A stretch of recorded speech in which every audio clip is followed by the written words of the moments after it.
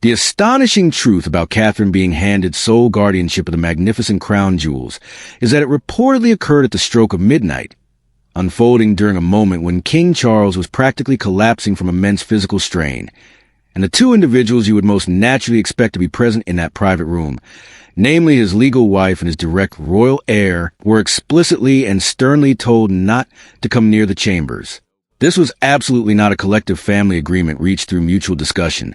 but rather the actions of a determined man, making absolutely certain that no one would be able to step in and stop him from signing that vital document before the night was through. When you truly look at the reality of the situation, the undeniable fact that he was asked twice by his closest aides if he wished to have Queen Camilla or Prince William by his side during that critical moment, and he firmly responded with a negative answer both times, reveals far more about the deep fractures and shifting power dynamics inside the palace walls than any carefully crafted official statement ever could. The entire sequence of dramatic events originally traced back to a high-profile reception for foreign dignitaries held in the historic state dining room at Buckingham Palace,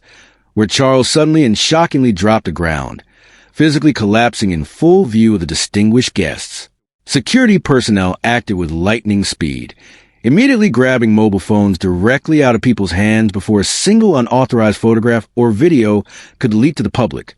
which is entirely consistent with how aggressively protected the palace machinery has become over his public image during this fragile time. However, this extreme level of secrecy also meant that the only remaining accounts of what truly transpired that evening came from a few trusted individuals who were locked inside that room, and the palace administration has been incredibly careful about what specific details they have allowed to circulate in the aftermath. Guests were quickly ushered out through obscure side doors. Specialized doctors were rushed into the inner sanctum through a hidden entrance that ordinary staff members did not even know existed. And by the time the medical team finally emerged from its private chambers,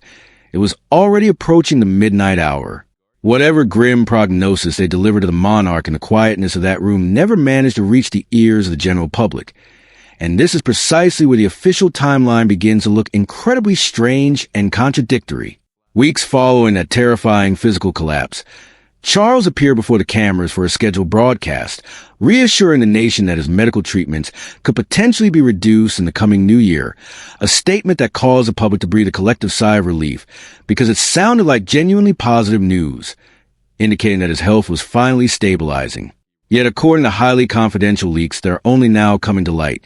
during that exact same week, his chief medical team had pulled him aside in absolute privacy and delivered a message that was entirely different and far more alarming, informing him that a dangerous second medical marker had turned critical and was progressing at a rate much faster than physicians had initially prepared for. Consequently, you have two completely contradictory narratives running parallel to each other at the exact same moment, with the public narrative being carefully calibrated around the comforting word reduce to suggest steady physical improvement, while the private narrative involves his medical team essentially telling him to brace for an unavoidable acceleration of his condition. Someone deep within the palace walls made an executive decision to entirely bury the second diagnosis and let the Commonwealth believe the situation was perfectly under control, and that hidden piece of information is the actual catalyst and fire underneath everything that followed. Because if you are King Charles and you have just been told in a cold, sterile, private room that your remaining timeline on this earth might be significantly shorter than anyone realizes, you're no longer thinking about future calendar schedules. You're thinking entirely about what happens the exact second you are gone. His private secretary apparently fell to his knees and begged him to wait until the morning light before making any permanent legal changes. But Charles resolutely refused, as whatever those doctors had revealed to him lit a fire beneath him that simply was not going to wait another single hour. Though it was past midnight, the royal solicitor was dragged straight out of bed and rushed through the dark streets to the palace to witness the immediate signing of a monumentally binding document that normally would require months of intense legal review and parliamentary consultation. Instead, the entire destiny of the realm's treasures was altered in one single room in the dead of night, while the rest of the grand palace slept in total ignorance of the storm. The specific detail that really makes this entire midnight transaction feel deeply unsettling comes directly from the royal solicitor's private handwritten notes recorded during those tense hours, noting that before dipping his pen into the ink, Charles was asked twice whether he desired Camilla or William to stand as witnesses, and twice he gave a cold, unwavering refusal. This was not an act of blind panic or a rushed, chaotic decision made because he lacked the time to think rationally. He had the perfect opportunity to summon either of his closest family members with a single word, and he deliberately chose to freeze them out. He intentionally shut both of them out of the very room where the entire future legacy of his family was being systematically rewritten. And if you are wondering why a failing king would lock out the two most important people in his life at the most consequential moment left in his reign, the most probable answer is also the most brutal one to accept. Charles simply did not want anyone in that room who might attempt to grab the pen out of his shaking hand, slow down his momentum, or try to carve their own names onto that historic page before the ink had a chance to dry. This was not a monarch sharing a profound decision with his loved ones. This was a monarch aggressively protecting a decision from his own family. So he signed the emergency guardianship order, effectively transferring total, absolute, and sole control of the legendary crown jewels to Catherine. According to the few witnesses present in the room, the king uttered exactly 3 words when the pen was finally put down, stating in a flat tone that it is done. With no accompanying smile and no visible signs of relief, just the hollow voice of a man who had been carrying an unbearable weight for years and chose a specific dark, silent midnight to finally drop it, regardless of the emotional cost to the people he claimed to protect. Some observers are bound to ask whether a reigning king even possesses the legal authority to execute such a massive change on his own in the middle of the night without consulting a single committee or asking for parliamentary permission. And the definitive legal answer is yes, because the British monarchy operates on an ancient mechanism known as the royal prerogative. This inherent power grants a reigning sovereign immense, unchecked personal control over anything tied directly to the honors of crown, completely bypassing the need for approval from the Prime Minister, Parliament, or any external governing body. And the priceless crown jewels fall squarely within the boundaries of this absolute power. Legally speaking, Charles was entirely permitted to do exactly what he did, with no permission slip required, no democratic vote taken, and no public debate necessary. But what made this event so profoundly unprecedented was not whether he possessed a constitutional right, but rather the shocking velocity of the execution. Major constitutional decisions of this magnitude normally stretch out over several years, being discussed quietly behind closed doors, negotiated by teams of lawyers, and carefully softened so that no senior member of the household is left completely blindsided by the outcome. Charles completely threw all of that traditional protocol out the window, crushing years of meticulous institutional planning into one frantic midnight signature, and that action alone communicated to everyone in the loop exactly how little time he believed he had left on the clock. When you actually step back and analyze what these ancient treasures have already survived throughout the centuries, it puts the gravity of this midnight signature into a chilling historical perspective. Because these items are not mere trinkets, they are the literal embodiment of sovereignty. They were completely destroyed once before centuries ago, melted down entirely in a deliberate political attempt to wipe the concept of monarchy off the map forever,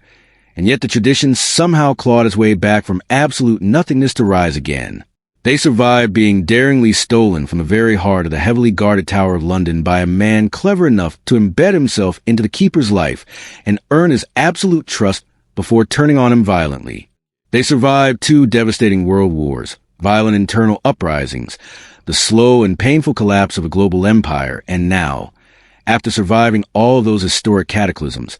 their ultimate fate for the next generation was decided by one frightened, exhausted man in an hour when the rest of the royal family was fast asleep, possessing absolutely no idea that their entire future was being rearranged without their consent. But while Charles sat alone in the heavy silence of his study contemplating the massive shockwaves of what he had just executed,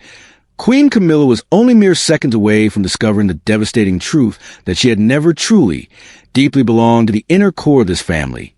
And when that reality finally crashed down upon her, she was absolutely not going to fade into the background quietly. Camilla did not learn about the emergency midnight order from the lips of her husband through a gentle private conversation. Instead, she received the news secondhand from a stunned senior staff member hours after the ink had fully dried on the parchment, delivered in that ultra-careful, freezing tone that palace workers automatically adopt when they know the words they are about to speak are designed to detonate like a bomb. The exact second the full weight of the realization hit her, she was already storming down the long, echoing corridors of the palace, moving directly toward Charles's private study with an intensity that terrified the servants. This is the exact point where the domestic reality inside the palace becomes even more chaotic and fractured than anyone outside could possibly imagine. Because in her blinding fury, Camilla completely forgot to secure the heavy oak door of the study behind her, leaving it slightly ajar. Consequently,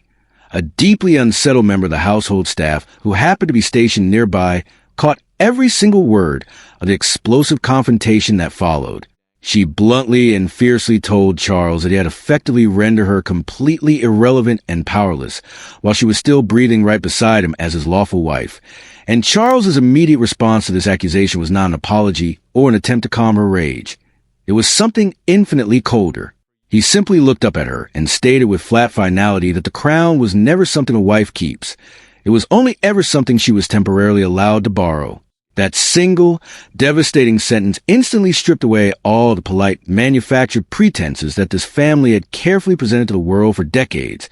making it undeniably clear that he did not view Camilla as an equal sovereign partner,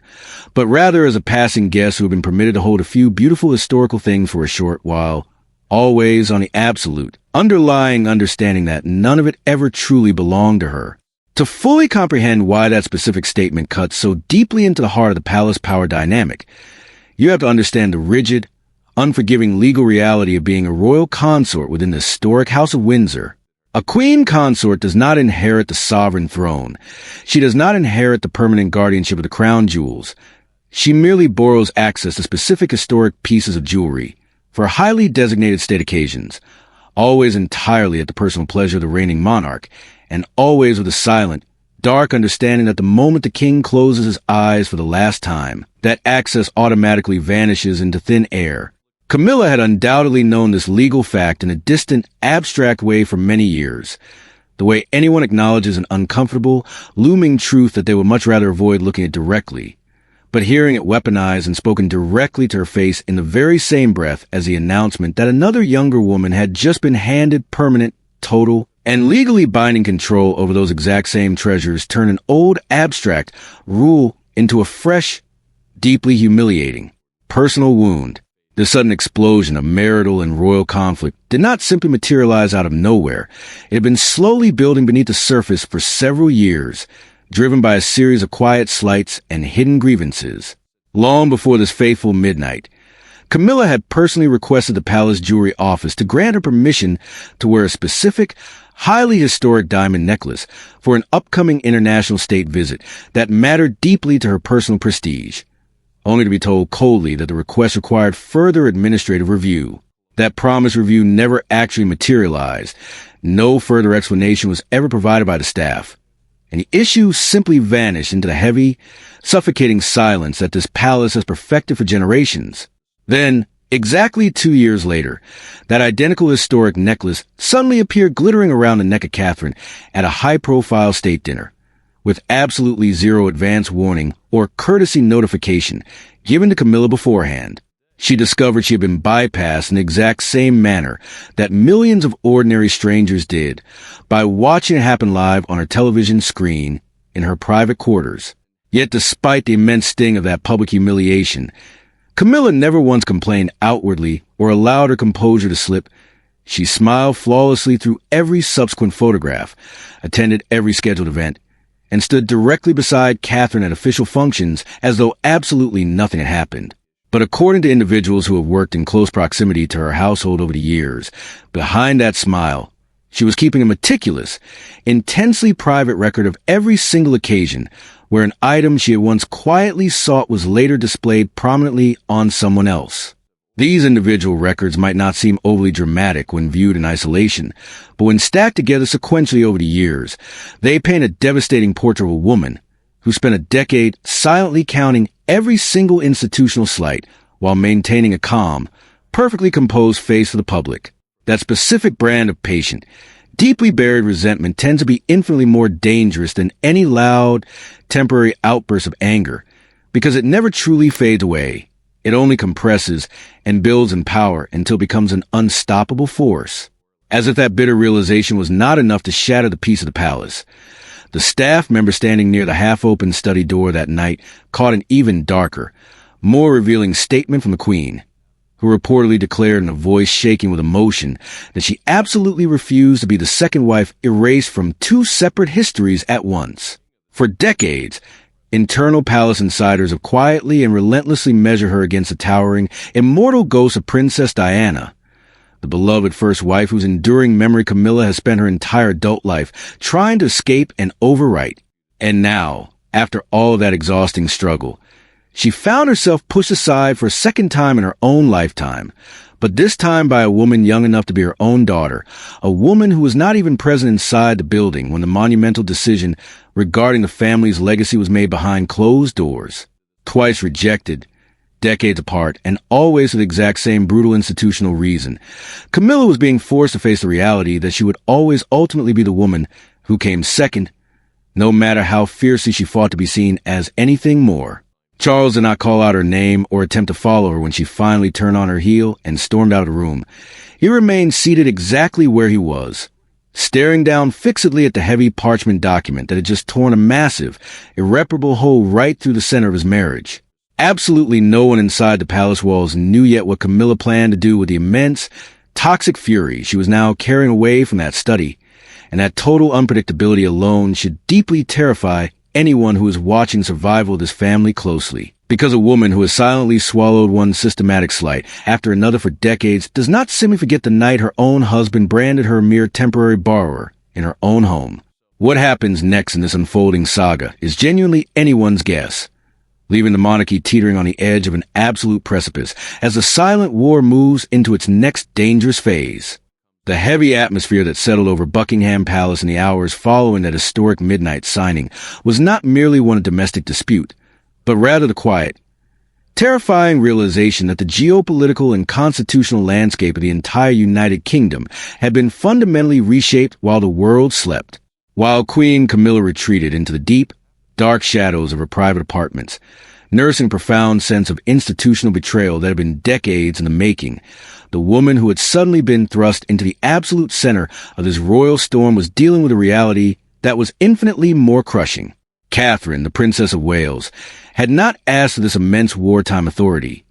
nor had she ever sought to inherit a bitter intergenerational conflict that threatened to tear her family apart from the inside out. Before a single legal seal was stamped onto that emergency document, and well before the public was given even a calibrated whisper about the king's failing health, Catherine had reportedly looked King Charles straight in the eyes during a private meeting and begged him with immense emotional weight to pause his actions. She pleaded with him not to execute this drastic transfer of power, not out of fear of the treasures themselves, but because she possessed a rare, sharp emotional intelligence to foresee the exact magnitude of the domestic warfare it would inevitably unleash between the senior ranks of the royal household. She implored the fading monarch to wait until the emotional climate within the family was less precarious, suggesting that a decision of this historical scale should be handled through the traditional, slower channels of succession planning rather than a frantic midnight decree. But Charles, driven by a deep, unspoken desperation and a terrifying medical timeline that only he and his closest physicians fully understood, gave her a flat, unyielding refusal, making it absolutely clear that the luxury of time was something the British crown no longer possessed. This uncompromising answer from the king did not simply demonstrate his stubborn nature, but rather revealed to Catherine exactly how desperate and cornered the monarch felt as he watched his own physical strength rapidly deteriorate behind closed doors. To truly comprehend why Catherine even possessed the immense courage to stand before a reigning sovereign and question his imperial decree, one must analyze the remarkable and grinding path she had traveled to reach this pinnacle of global influence. Unlike the individuals born into the rigid, protected bubble of old European aristocracy, Catherine had built her foundation with her own two hands, spending her early adult years working diligently within her family's small commercial business, learning the real-world values of ordinary public relations, operational management, and steady, uncomplaining effort. She had entered the royal family not as an entitled insider, but as an outsider who understood the pulse of the common people, what allowed her to navigate the suffocating, dusty protocols of the court with a fresh, modern perspective that the institution desperately required for its long-term survival. Then, when a devastating cancer diagnosis struck her down unexpectedly, forcing her entirely out of the public eye for several agonizing months, she was subjected to an unprecedented barrage of global media speculation cruel internet conspiracies, and intense scrutiny that would have broken a lesser individual. Yet through it all, Catherine fought her way back to health and total privacy, refusing to engage with the noise, and rebuild her public position piece by piece with quiet, unbreakable dignity that left her critics entirely silent. When she finally stepped back onto the balcony beside a visibly failing king, the entire world understood that her presence there was designed to send a powerful, unspoken message to the Commonwealth that she was no longer just a supportive wife, but the literal anchor upon which the entire future of the monarchy rested. She had already survived and won one massive existential battle for her life, and no one inside or outside the palace expected her to be handed an even heavier, more dangerous war the moment she stood back up. Yet that is precisely what happened on that silent midnight, as she was handed absolute legal custody of treasures that were deeply soaked in centuries of imperial blood, violent colonial expansion, and royal betrayals. On top of her remarkable personal resilience, Catherine had pulled off an institutional miracle that almost no other royal consort in modern history had managed to execute, which was making ancient, dusty pieces of royal history feel vibrantly alive, relevant, and magnetic to a young, digital generation that had grown up scrolling past traditional institutions with complete indifference. Old, priceless jewels that had sat forgotten and neglected in the deep, dark vaults of the palace for decades suddenly appeared on her at the most strategically perfect moments, transforming what could have been viewed as symbols of outdated privilege into globally admired emblems of grace and stability. Royal commentators and global fashion historians have spent years analyzing this unique pattern, describing her rare, innate instinct for breathing new life into treasures that history had nearly buried as a profound political gift to the monarchy. This exact instinct, this unmatched ability to command the undivided attention of the global public without uttering a single controversial word, was precisely why King Charles places absolute trust in Catherine above everyone else, including his own blood relatives. Now, even as that monumental decision tore his own marriage to Camilla into irreplaceable pieces, the king was not simply seeking to physically protect the physical gold and diamonds locked inside the Tower of London. He was betting the entire institutional survival of the House of Windsor on the one individual he believed could carry its heavy symbols into the next century without letting them fade into historical irrelevance. What Catherine is now legally holding under her name alone is not a mere collection of beautiful jewelry for photo opportunities, but the literal material soul of the British state. At the absolute center of this newly transferred collection sits the imperial state crown, a breathtaking masterpiece of sovereignty that drips with thousands of historic diamonds, sapphires, and emeralds worth more than the entire financial treasuries of many developing nations. Beside it sits the St. Edward's crown, an object of immense, terrifying spiritual and historical weight, so intensely sacred to the coronation ritual that it is brought out from its heavily guarded vault only once in an entire generation, at the exact, breathless second a new monarch is anointed in front of the entire world. Then, her new legal domain extends to the legendary Cullinan diamond, a massive stone ripped out of the African earth under brutal, unforgiving colonial mining conditions that directly cost the lives of countless nameless workers whose sacrifices were entirely erased from the official history books. And then, most dangerously of all, there's a Koh-i-Noor diamond, a stone whose deep history reads less like a catalog of fine art and far more like an endless, violent body count stretching across empires. The history of the Koh-i-Noor is a savage chronicle of conquest, betrayal, and absolute ruthlessness, where previous rulers who held it were systematically blinded by their rivals, tortured until they signed away their rights, or brutally executed by enemies who were hungry enough to kill for its cursed brilliance. Even in the modern diplomatic arena, multiple foreign governments still openly and fiercely insist that the diamond was never a legitimate gift to the British crown, but rather a priceless piece of national heritage that was violently ripped away during a dark colonial period that the palace would much rather the world forget entirely. Catherine has not simply inherited a beautiful historic artifact to admire behind reinforced glass. She has been handed a legal and diplomatic lightning rod that multiple sovereign nations categorize as stolen property, and she is now the single individual legally and morally responsible for keeping it locked away from the world, whether she fully understood the geopolitical consequences of that agreement or not. For several decades, foreign diplomats and international heads of state have raised the sensitive issue of these disputed treasures quietly during official state dinners and high-profile international functions, only to be met with a wall of polite, freezing silence and bureaucratic deflection from King Charles and his predecessors. Now, that heavy, uncomfortable silence no longer belongs to King. It sits squarely and heavily upon the shoulders of Catherine, making her the primary target for international restitution campaigns and political pressure at a time when she is still physically recovering from her own private battles. To make this sudden midnight transfer even more disturbing for the household staff, these exact treasures have already proven in the past that they carry a strange, volatile destiny that refuses to be completely controlled by the reigning monarch. In the year 1649, the entire original collection of the crown jewels was completely dismantled and melted down by Oliver Cromwell's revolutionary forces in a deliberate, aggressive attempt to wipe the concept of the monarchy off the historical map for good.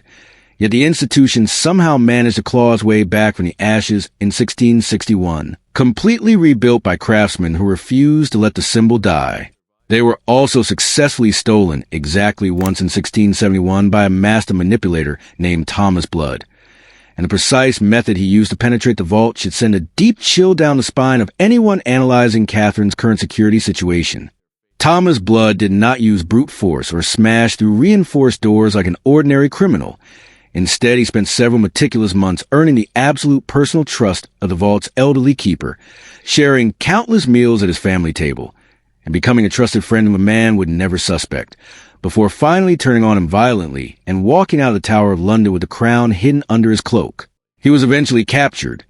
but in a bizarre historical twist that historians still debate today, the reigning king was so intensely impressed by his sheer nerve and boldness that he granted him a full royal pardon and rewarded him with land, rather than executing him. Some historians whisper that Blood possessed dark secrets about the crown that were dangerous enough to buy his absolute freedom, meaning the treasure was only ever stolen by the one individual the keeper trusted most in the world. Now, as Catherine stands as the ultimate guardian of these same blood-soaked artifacts,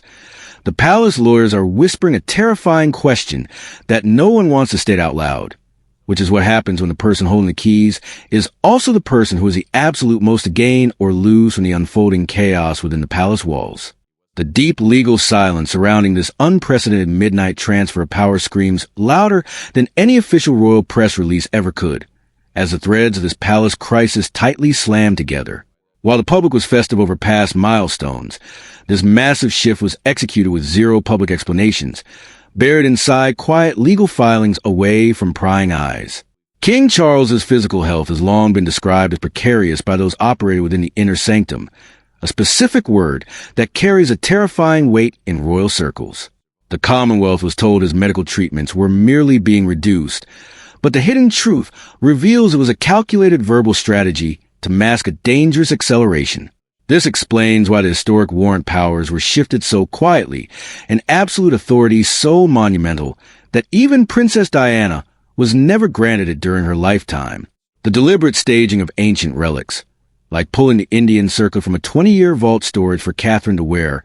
was a manufactured signal to make the world believe the crown was stable while its core structure was fundamentally fracturing behind closed doors. Insiders have openly admitted that William and Catherine have long been quietly preparing for whatever immediate steps are required of them. Looking closely at the rapid pattern of these chess moves,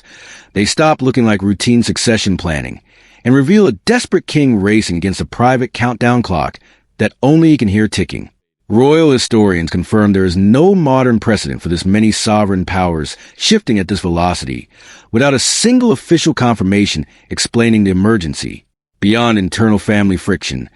Charles understood the harsh economic reality that everywhere Catherine goes, her image acts as the primary financial engine driving the modern monarchy forward. By placing the sacred crown jewels into her hands,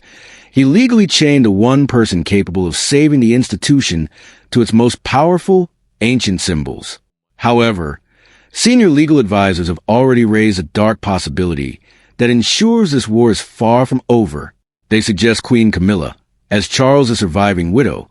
could eventually use her legal status to drag this exact midnight order into a courtroom once the king passes away. Nothing this legally binding,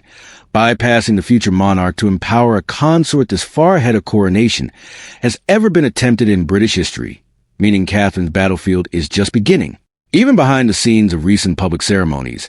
staff have begun utilizing language reserved for historic finality,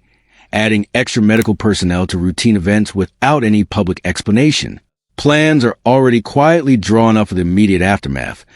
creating contingency arrangements that no one wants to name directly, but everyone inside the building fully understands. Nothing this seismic has torn to the House of Windsor since the former king abdicated the throne for love, changing the course of history forever. The ground beneath this family is shifting faster than the public is permitted to see, proving that real history does not announce itself with a press release, but through signed documents in midnight rooms and sacred jewels placed on a head that was never supposed to carry them yet. Until suddenly, it does.